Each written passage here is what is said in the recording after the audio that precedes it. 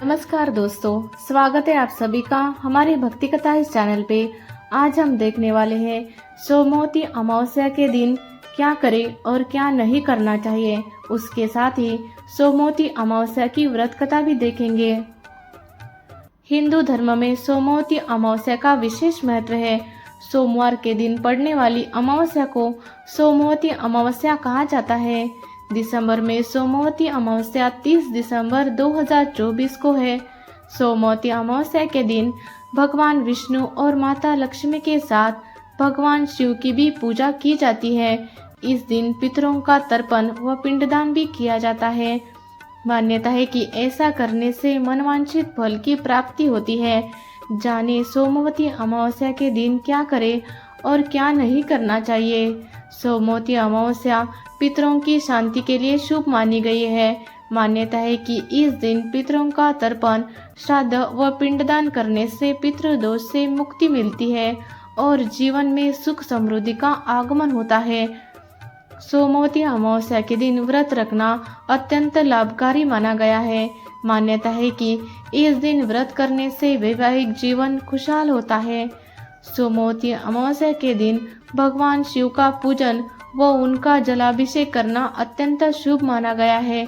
इस दिन शिवलिंग पर बेलपत्र, शहद, दही, चंदन व फल आदि भी अर्पित करने चाहिए। अमावस्या के दिन भगवान सूर्य को जल अर्पित करना शुभ माना गया है।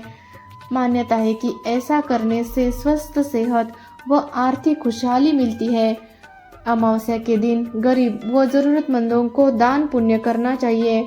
इस दिन अनाज, गर्म वस्त्र व कंबल आदि का दान करना शुभ माना गया है। सोमवती अमावस्या के दिन क्या ना करें। सोमवती अमावस्या के दिन गृह कलह नहीं करना चाहिए। इस दिन किसी का भी अपमान नहीं करना चाहिए। इस दिन तामसिक वस्तुओं से दूरी रखनी चाहिए।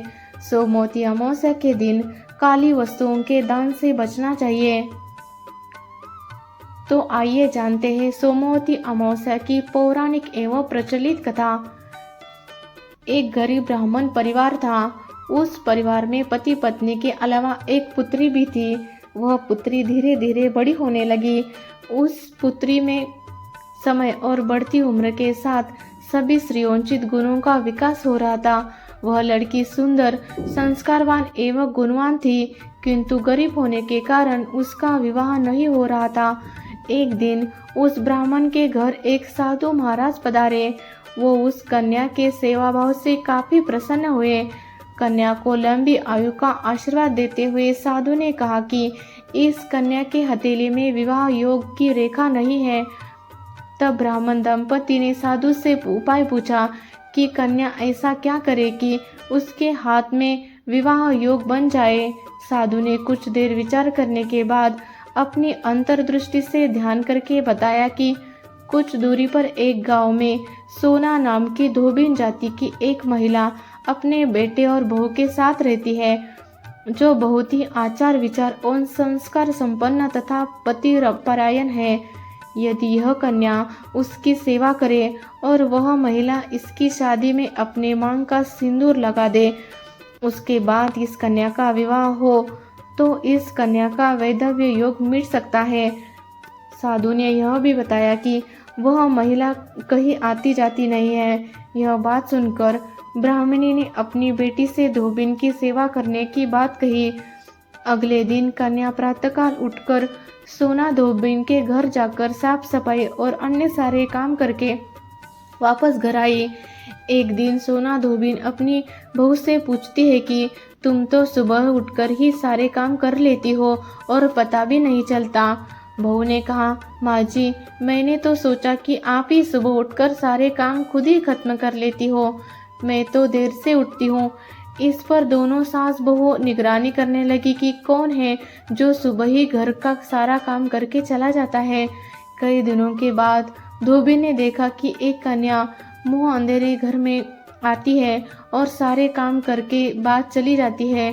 जब वह जाने लगी तो सोना धोबिन उसके पैरों पर गिरी पड़ी। पूछने लगे कि आप कौन हैं और इस तरह चुपकर मेरे घर की चाकरी क्यों करती हो। तब कन्या ने साधु द्वारा कही गई सारी बात बताई। सोना धोबिन पति परायण थी, उसमें तेज था, वह तैयार हो गई। सोना धोबिन के पति थोड़ा अस्वस्थ थे। उसने अपनी बहू से अपने लौट आने तक घर पर ही रहने को कहा। सोना धोबिन ने जैसे ही अपने मांग का सिंदूर उस कन्या की मांग में लगाया, उसका पति मर गया। उसे इस बात का पता चल गया। वह घर से निराजल ही चली थी, यह सोचकर कि रास्ते में कहीं पीपल का पेड़ मिलेगा तो उसे बहुवरी देकर और उसकी परिक्रमा करके ही जल ग्रहण करेगी। उस दिन सोमवती अमावस्या थी। ब्राह्मण के घर मिले पूरे पकवान की जगह उसने ईंट के टुकड़ों से 108 बार भंवरी देकर 108 बार पीपल की पेड़ की परिक्रमा की और उसके बाद जल ग्रहण किया। ऐसा करते ही उसके पति के मुर्दा शरीर में वापस जान आ गए। धोबिन का पति वापस जीवित हो उठा।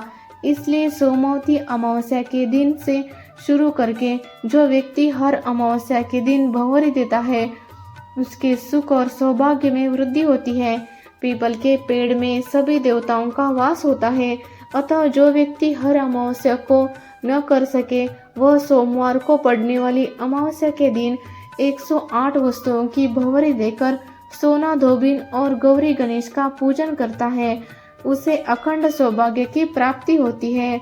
ऐसी प्रचलित परंपरा है कि पहली सोमवती अमावस्या के दिन धान, पान, हल्दी, सिंदूर और सुपारी की भंवरी दी जाती है। उसके बाद की सोमवती अमावस्या को अपने सामर्थ्य के हिसाब से फल, मिठाई, सुहाग सामग्री, खाने की सामग्री इत्यादि की भंवरी दी जाती है और फिर भंवरी पर चढ़ाया गया सामान किसी सुपात्र ब्राह्मण, ननंद या भांजे को दिया जा सकता है। तो दोस्तों, कैसी लगी आपको आज की यह कहानी? कमेंट करके ज़रूर बताना और हमारे भक्ति कथा इस चैनल को ज़रूर सब्सक्राइब कर देना।